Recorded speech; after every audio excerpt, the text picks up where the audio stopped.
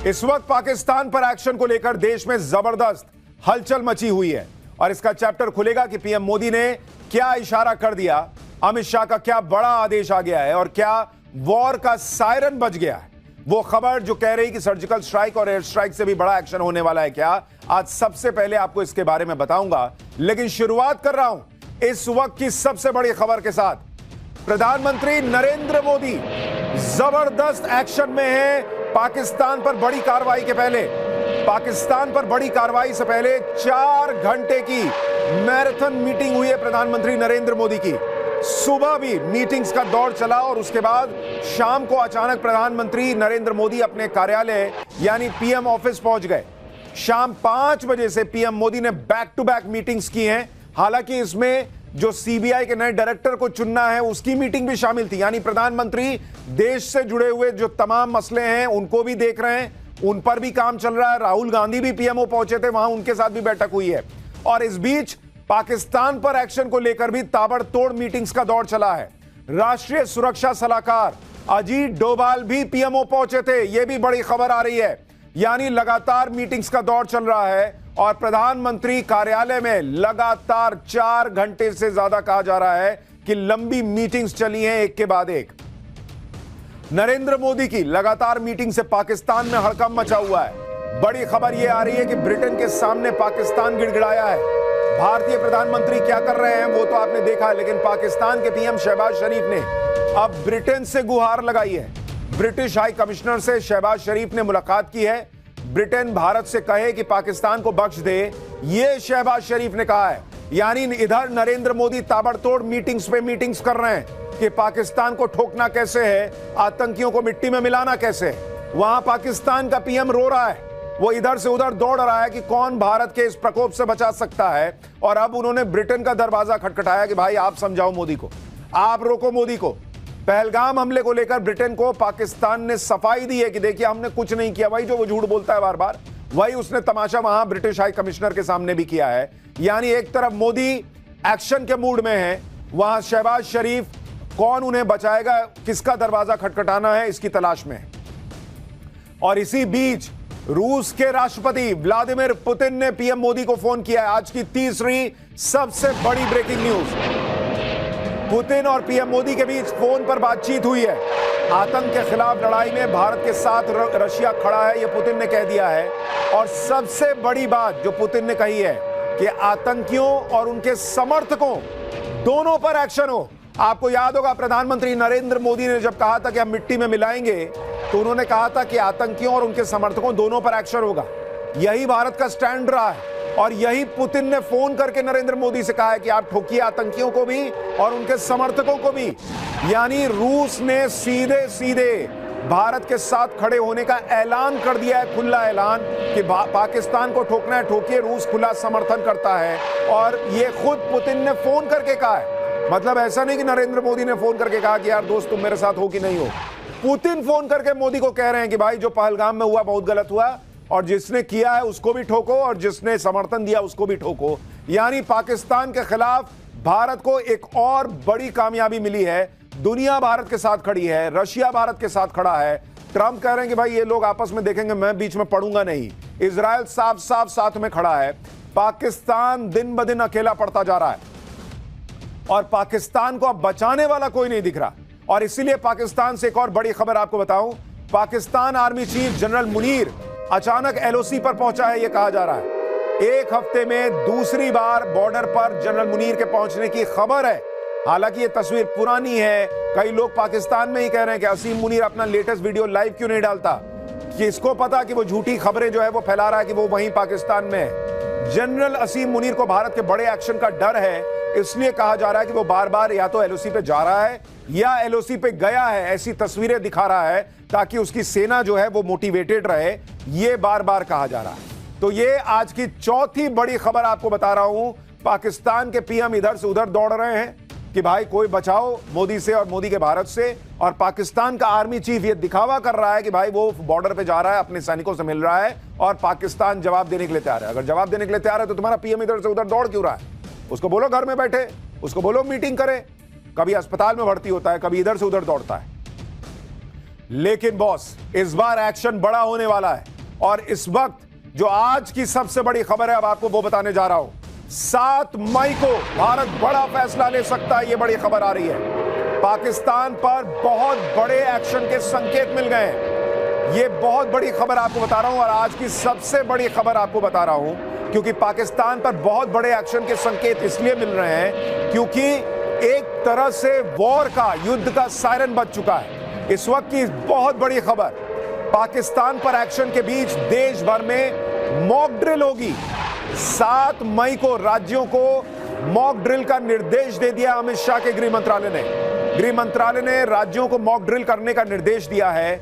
और सबसे बड़ी बात कि 1971 के युद्ध के बाद यह पहली बार होगा कि इस तरह की मॉक ड्रिल हो रही है। आप सोचिए क्यों मैं कह रहा था कि वॉर का सायरन बज गया है क्या? क्योंकि गृह मंत्रालय का कई राज्यों को यह कहना कि बॉस अपने नागरिकों के साथ मॉक ड्रिल कीजिए, यह 1971 के बाद अब हो रहा है। 54 साल के बाद। 1971 में युद्ध के पहले ऐसा ही हुआ था, अब फिर हो रहा है। और इसीलिए यह कहा जा रहा है कि बॉस ये सर्जिकल स्ट्राइक और एयर स्ट्राइक पर जाके मामला नहीं रुकेगा, यह मामला बहुत आगे जाने वाला है। और जो लोग कह रहे थे कि मोदी को समय क्यों लग रहा है, बड़ी तैयारी के लिए, अच्छी तैयारी के लिए समय लग रहा है। और यह संकेत, ये जो मॉक ड्रिल है, यह अपने आप में बड़ा संकेत है कि बड़े एक्शन की तैयारी है। इस मॉक ड्रिल में क्या क्या होगा अब आपको वो भी बताता हूं। सबसे पहले एयर रेड वार्निंग सायरन को चालू किया जाएगा। इस सायरन का मतलब होता है हमले की चेतावनी। मॉक ड्रिल में नागरिकों और छात्रों को सिविल डिफेंस के लिए प्रशिक्षित किया जाएगा, यानी हमले की स्थिति में खुद को कैसे बचाना है या आसपास लोगों को कैसे बचाना है, इसकी जानकारी दी जाएगी। इतना ही नहीं, क्रैश ब्लैकआउट की स्थिति में क्या करना है यह भी बताया जाएगा।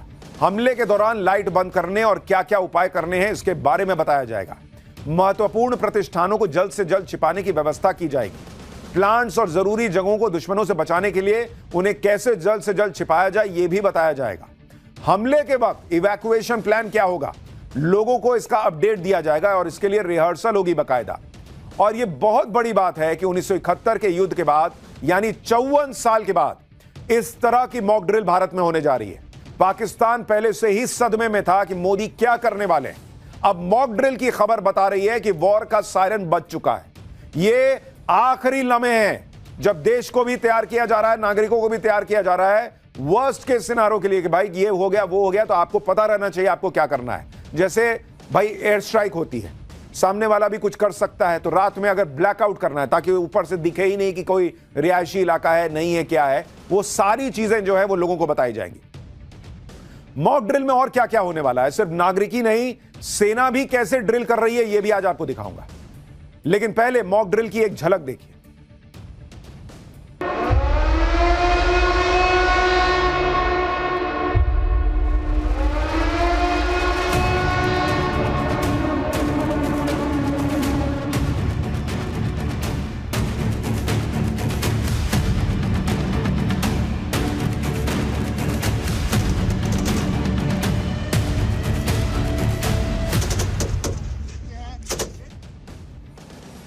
देश भर में इस मॉक ड्रिल को युद्ध का सायरन माना जा सकता है।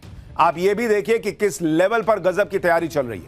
आज नागरिकों की सुरक्षा के लिए मॉक ड्रिल के निर्देश आए हैं। उधर तीनों सेना पहले से ही अपनी ड्रिल कर चुकी हैं और लगातार कर भी रही हैं। जैसे अरब सागर में नौसेना युद्धाभ्यास कर चुकी है। हाईवे पर राफेल सुखोई को टचडाउन को आप देख चुके हैं, एयरफोर्स ड्रिल कर चुकी है। और इसके अलावा कल रात सेना ने भी बॉर्डर एरिया में ब्लैकआउट का रिहर्सल किया था। यानी तीनों सेनाएं अपना मॉक ड्रिल कर रही हैं और नागरिकों का अपने लेवल पे मॉक ड्रिल चल रहा है या चलेगा। कल ही पंजाब के बॉर्डर एरिया फिरोजपुर में ब्लैकआउट की रिहर्सल की गई। इस दौरान बॉर्डर के इलाके में रात 9 बजे से लेकर 9:30 बजे तक बिजली बंद कर दी गई। फिरोजपुर कंटोनमेंट एरिया में अंधेरा छा गया। आप देखिए कैसे पूरा अंधेरा हो गया इलाका। यह बॉर्डर का इलाका है फिरोजपुर का। 30 मिनट के ब्लैकआउट के दौरान लोगों को अलर्ट करने के लिए हूटर बजते रहे। इस ब्लैकआउट को लेकर कहा गया कि एक रिहर्सल है। ऐसी रिहर्सल युद्ध की तैयारियों के बीच होती है बॉस। और इसीलिए हम कह रहे हैं कि क्या वॉर का सायरन बज चुका है। जब इस तरह से तैयारियां चल रही हैं तो यह सब माना जा रहा है कि अब जो एक्शन होगा वो सर्जिकल स्ट्राइक और एयर स्ट्राइक से अलग लेवल पे जाने वाला है। यह बड़ा एक्शन इसलिए भी तय है क्योंकि नरेंद्र मोदी चुपचाप पर्दे के पीछे लगातार काम कर रहे हैं। लोग कह रहे हैं कि पहलगाम हमले के करीब 2 हफ्ते बीत गए। भारत ने अभी तक पाकिस्तान के खिलाफ कोई सैन्य एक्शन क्यों नहीं लिया? कई लोगों को लग रहा है कि पीएम मोदी इतना वक्त क्यों लगा रहे हैं। कुछ को लग रहा है कि क्या पीएम मोदी कोई एक्शन लेंगे भी या नहीं लेंगे। लेकिन इसका दूसरा पहलू पाकिस्तान का डर है। पाकिस्तान को पता है कि यह देरी इस वजह से नहीं हो रही कि भारत एक्शन को टाल रहा है या एक्शन नहीं लेगा, बल्कि पाकिस्तान को यह समझ आ गया है कि मोदी जितना वक्त ले रहे हैं उसका सीधा सीधा मतलब है कि एक्शन बहुत बड़ा होने वाला है। बात अब सर्जिकल और एयर स्ट्राइक के मामले से कहीं आगे जा सकती है। एक लिमिटेड एक्शन से बहुत आगे निकल चुकी है। अगर मोदी अपना टाइम ले रहे हैं, यानी ऐसा एक्शन होगा जो पाकिस्तान की कल्पना से परे होगा, जो प्रधानमंत्री मोदी ने कहा है। अगर मोदी टाइम ले रहे हैं तो हो सकता है कि वो पाकिस्तान के साथ फुल एंड फाइनल एक्शन के मूड में है। अगर पीएम मोदी टाइम ले रहे हैं, यानी एक्शन ऐसा होगा कि पाकिस्तान का टाइम हमेशा के लिए खत्म हो जाएगा और उसे तबाह होते हुए पूरी दुनिया देखेगी। हो सकता है कि पीएम मोदी पाकिस्तान की ऐसी हालत करें कि पाकिस्तान दुनिया के लिए एक मिसाल बन जाए कि जो भारत से उलझेगा उसका अंजाम क्या होगा, जो आतंक को पालेगा उसका अंजाम क्या होगा। यानी कुल मिलाकर पाकिस्तान यही सोच रहा होगा कि मोदी का ज्यादा टाइम लेना ज्यादा बड़ी तबाही की आहट तो नहीं। एक तरह से नरेंद्र मोदी पाकिस्तान को तड़पा तड़पा के मार रहे हैं। भाई उसको नींद नहीं आ रही, उसका बीपी हाई है, कब क्या हो जाए। इधर से उधर जो दौड़ रहा है, सोचिए उसके नागरिकों को कैसे लगता होगा कि हम कैसे दो कौड़ी के देश में रहते हैं यार। मेरा पीएम इधर से उधर दौड़ रहा है कि कोई बचाओ मोदी से, कोई बचाओ भारत से। और वहां की पब्लिक भी अब भारत के साथ मोदी के साथ खड़ी हो रही है, वो भी आगे दिखाऊंगा। लेकिन आप रक्षा मंत्री राजनाथ सिंह का बयान सुनिए, जो कह रहे हैं कि जैसा एक्शन देश चाहता है ना, वैसा ही एक्शन पीएम मोदी प्लान कर रहा है। सुनिए।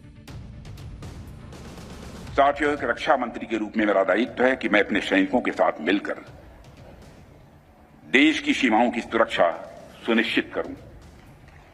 और मेरा यह दायित्व है कि अपनी सेना के साथ मिलकर देश के ऊपर आंख उठाने वालों को मुंहतोड़ जवाब दूं।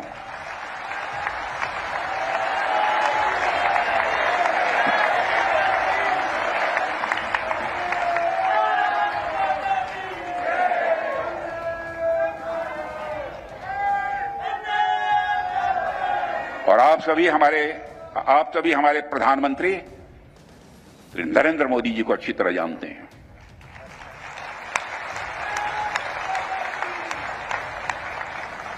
उनकी कार्यशैली से भी अच्छी तरह परिचित हैं, उनकी दृढ़ता से भी अच्छी तरह परिचित हैं।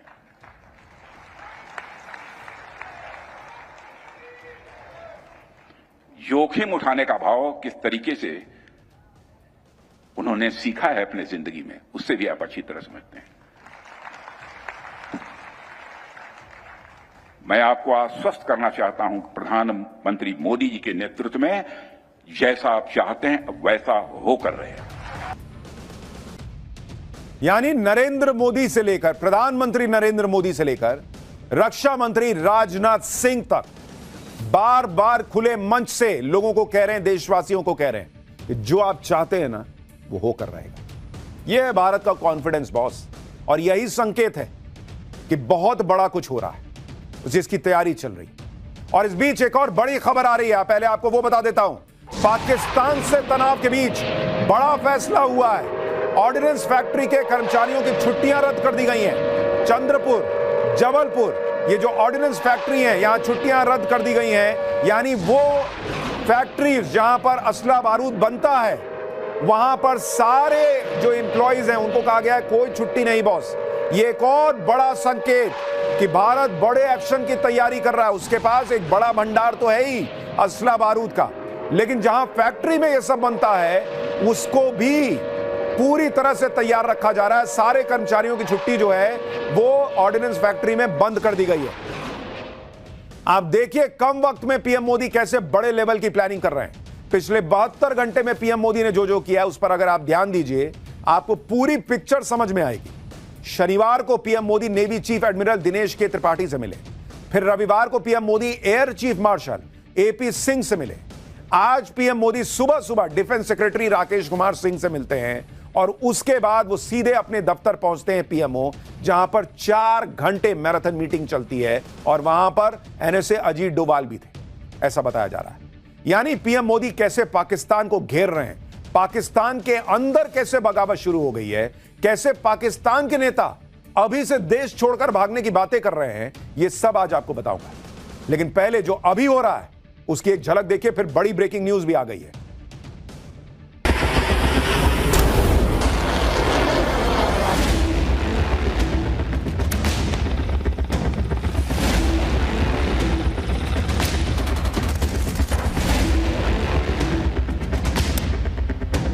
ऐसा इक़दाम करेंगे कि दोबारा पाकिस्तान 100 मरतबा सोचेगा।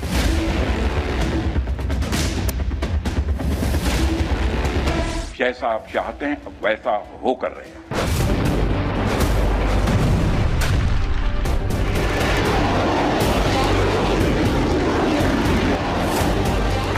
उनकी कल्पना से भी बड़ी सजा मिलेगी।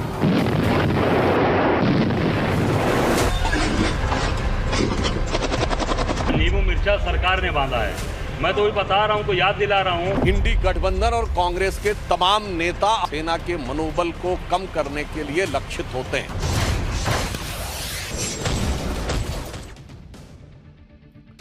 यानी नरेंद्र मोदी अपनी तैयारी कर रहे हैं, उधर कांग्रेस के नेताओं का अपना हिसाब चल रहा है, वो भी आगे दिखाऊंगा। लेकिन इस वक्त एक और बड़ी खबर, वो भी आपको बता दूं, इंडियन नेवी ने एक और बड़ा टेस्ट किया है। मल्टी इन्फ्लुएंस ग्राउंड माइन यानी MIGM का टेस्ट हुआ है। समुद्र में धमाके के साथ यह टेस्ट किया गया है। जरा उसकी तस्वीर देखिए। पाकिस्तान का हालत ऐसे ही सूखा हुआ है कि नरेंद्र मोदी जो है, इस बार भारत जो है वो समुद्र के रास्ते हमला ना कर दे। और अब इस वक्त तस्वीर आ गई है, नेवी ने एक और टेस्ट किया है। मल्टी इन्फ्लुएंस ग्राउंड माइन के धमाके की वजह से समुद्र में जलजला सा आ गया, उसकी यह तस्वीर है। पाकिस्तान को सोचिए हर समय कितनी घबराहट हो रही होगी कि उसके पास भारत की नेवी के सामने टिकने का दम ही नहीं है। और यहां भारत जो है, उसकी नेवी जो है, आप देखिए अंदर धमाका हुआ है और ये ऊपर तक इफेक्ट आया भाई, ऊपर से कुछ नहीं गया, अंदर जो माइन होता है वो फटा है। और उसके बाद देखिए कैसे बड़बड़ करके ऊपर तक जो है वो हिसाब आया है। मल्टी इन्फ्लुएंस ग्राउंड माइन इसको कहते हैं। ये देखिए, ये देख रहे हो उसका असर, ये भारत ने आज टेस्ट किया है। और इंडियन नेवी टेस्ट पर टेस्ट करती जा रही है। इसे देख देखकर पाकिस्तान का बीपी लो हो रहा होगा। पाकिस्तान की हालत यह है कि उसके पास तो हथियार गोला बारूद खरीदने तक के पैसे नहीं है, जबकि भारत भर भर के हथियार गोला बारूद मंगवा रहा है और उसके पास ऑलरेडी है भी। पाकिस्तान पर एक्शन से पहले भारत को अपने दोस्त रूस से एक ऐसा हथियार मिला है जिसके सामने पाकिस्तानी ड्रोन से लेकर हेलीकॉप्टर तक सब फेल हो जाएंगे। चीन के फाइटर जेट्स भी जो है उनको दिक्कत होगी। इस हथियार का नाम है इग्ला-S, जो एयर डिफेंस मिसाइल है। केंद्र सरकार ने सेना को आपातकालीन स्थिति में हथियार खरीदने की जो शक्ति दी है, इसी के तहत यह डील हुई है। यह आप देखिए इग्ला-S की तस्वीर, कंधे पे रखो और सामने वाला 4 आदमी के कंधे पे जाता है। फिर इन छोटी दूरी की मिसाइलों को पाकिस्तान के साथ पश्चिमी मोर्चे पर तैनात किया जाएगा। इग्ला-S मिसाइलों में सबसे बड़ी खूबी यही है कि इन्हें एक सैनिक कंधे पर रखकर चला सकता है। आप देखिए किस तरह से जो है कंधे पे रखा, ऊपर निशाना लगाया, ठोक दिया, बहुत भड़ाम धाम। एक बार अपने टारगेट को पहचानने और लॉक करने के बाद ये अपने आप उसको भेज देती है। अच्छा, जब निकलती है तो ऐसा लगता है कि यहीं गिर जाएगी, ऐसे निकली ऐसा लगता है यहीं गिरेगी, और उसके बाद भाई साहब बिनबिनाते हुए एकदम ऊपर जाती है, ऐसा स्पीड पकड़ती है। ये मिसाइलें 6 किलोमीटर दूर तक टारगेट को तबाह कर सकती हैं। 11,000 फीट तक की ऊंचाई पर उड़ते हुए टारगेट को आसानी से हिट कर सकती है और 2,266 किलोमीटर प्रति घंटे की रफ्तार से टारगेट की तरफ बढ़ती है। यानी दुश्मन को बचने का मौका कम ही मिलता है। इन मिसाइल्स को अग्रिम मोर्चे पर तैनात किया जा रहा है ताकि दुश्मन के लड़ाकू विमान, ड्रोन और अटैक हेलीकॉप्टर को बेहद करीब से मार गिराया जा सके। आप ये देखिए, ये रूस से आ चुका भारत के पास बॉस, ये आ चुका है भारत के पास। ये है भारत की एक और नई ताकत तो अद्भुत भरी हुई है। एक और नई ताकत जिसके बारे में बता रहा हूं, इग्ला-S। पाकिस्तान इसलिए भी डरा हुआ है क्योंकि पूरी दुनिया के बड़े और ताकतवर देश तो भारत के साथ खड़े ही हैं। हम आपको बता चुके हैं कि आज ही रूस के राष्ट्रपति व्लादिमीर पुतिन ने पीएम मोदी से बातचीत की है। पहलगाम हमले में मारे गए पीड़ितों के प्रति संवेदना व्यक्त की। बातचीत में पुतिन ने पहलगाम आतंकी हमले की कड़ी निंदा की है। आतंकवाद के खिलाफ लड़ाई में भारत को फुल सपोर्ट देने की भी बात की है और कहा है कि सबको ठोक दो भाई, हम तेरे साथ हैं। पीएम मोदी ने रूस के राष्ट्रपति और अपने अच्छे दोस्त पुतिन को विक्ट्री डे परेड की शुभकामनाएं दी। दरअसल पीएम मोदी को भी 9 मई को रूस में इस कार्यक्रम में शामिल होना था, लेकिन वो अब इस कार्यक्रम में नहीं जा रहे। पीएम मोदी ने रूस के राष्ट्रपति को इसी साल भारत में होने वाली एनुअल समिट के लिए भी न्योता दे दिया है कि भाई मैं तो नहीं आ पाया, तुम आ जाना। पीएम मोदी और पुतिन के बीच फोन पर यह बातचीत ऐसे वक्त में हुई है जब 2 दिन पहले ही रूस में पाकिस्तान का राजदूत मोहम्मद खालिद जमाली भारत को परमाणु हमले की धमकी दे रहा था।